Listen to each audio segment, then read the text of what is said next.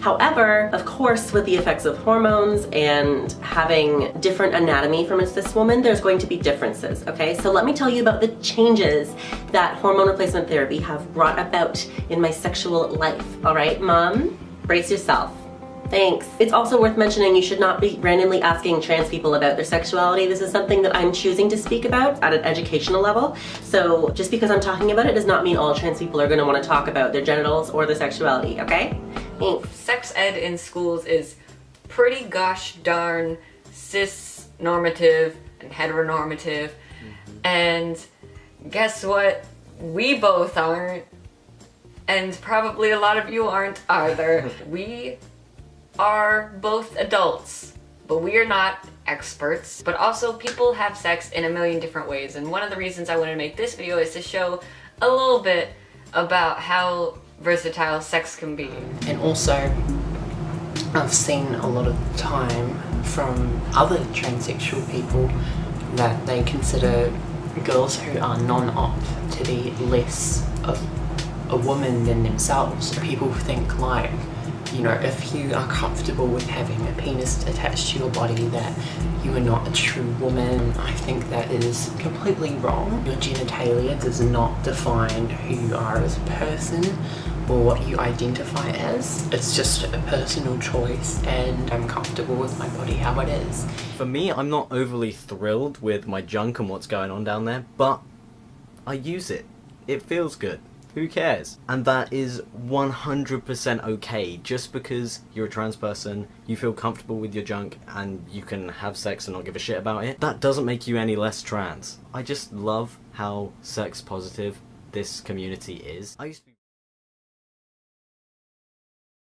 easier. That being said, neither trans nor transgender are nouns, so you shouldn't say a trans or a transgender or the transes or the transgenders. Trans and transgender are both adjectives, so you need to put a noun after it. You can say trans people or the transgender community or trans rights or transgender women or something like that. Just remember that we are not transgenders, we are transgender people. Also, avoid the word transsexual. Some trans people still use this word for themselves, and that's okay because they've reclaimed it, but you shouldn't go around throwing this word on people. A lot of trans people are normal people. And I'll speak for myself. I just want to feel normal. I just want it to be okay that I am who I am. I want to go through the world and not watch eyes turn away from me. Not watch the cashier be friendly to the person behind me and silent to me. The best thing, in my opinion, is treat trans people how you would treat anybody else. Thank you for watching.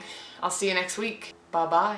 Ever since you came out, what are some mistakes you've seen both online and in real life that people make after you come out? Pronouns are hard to get used to. Right. I understand that. Like, even in my head, you know, can be right. hard. If someone messes up pronouns, a lot of times they're so apologetic, and like that's great. Like that's good. But you don't need to feel that bad. It seems like they feel worse than like I might. And it's just like making a big deal of it, especially if you're in public, is kind of worse.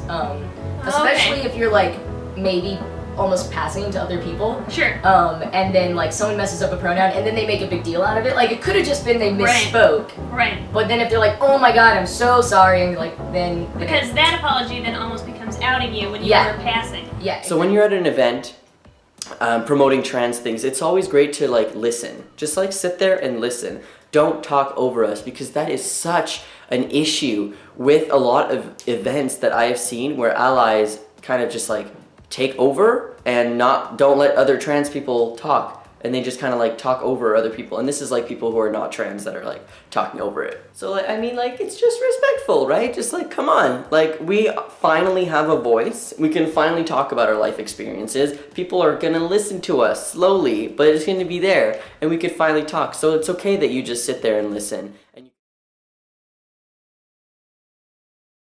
Please don't get all your information from YouTube. I've put some links in the description with my sources and some further reading on the topic. Also, don't get all your information about race and racism from white people. Like, come on, that should just be common sense. So when this video ends, what you should do is scroll down, smash that unsubscribe button, unclick that little bell so you no longer receive notifications about my videos, and then you should go subscribe to a bunch of people of color and listen to what they have to say.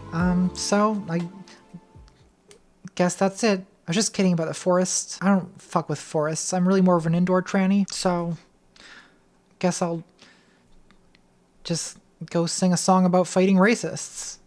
Mine eyes have seen the glory of the coming of the Lord. He is trampling out the vintage where...